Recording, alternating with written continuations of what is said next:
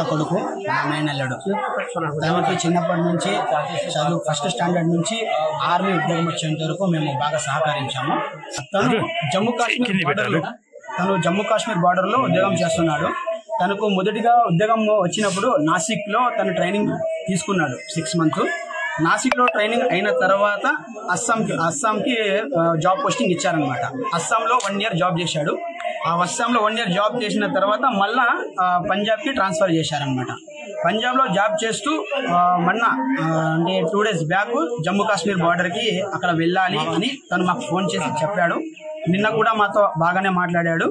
తను ఒకటే, ఈ ఉద్యోగం వద్దురా అన్న కూడా తను ఒక్కటే మాట అన్నాడు, చస్తే నేను దేశం కోసం చేస్తాను, నేను చచ్చిపోయినప్పుడు నా బాడీ మీద భారతదేశపు జెండా కప్పాలి అని ఫస్ట్ నుంచే తను ఈ మాట వాళ్ళ అమ్మ నాన్నకు చెప్పాడు.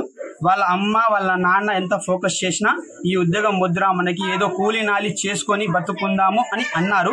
మా అక్క మా మావ ఒక చిన్న బీద ఫ్యామిలీ సార్. వాళ్ళు కూలీ నాలి చేసుకునే వాళ్ళు.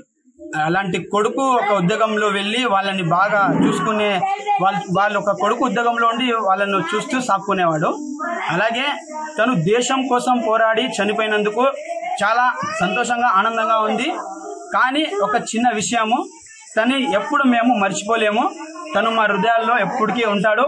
ఈ భారతదేశంలో ఉన్న ప్రతి ఒక్క పౌరులకి నేను చెప్తున్నాను, పాకిస్తాన్లో ఉండే ఉగ్రవాదులకి, లోఫర్ నా కొడుకులకి, నా కొడుకులకి కూడా వదులుకోకుండా వీలైతే మోదీ సార్ గారికి రిక్వెస్ట్ చేస్తున్నాను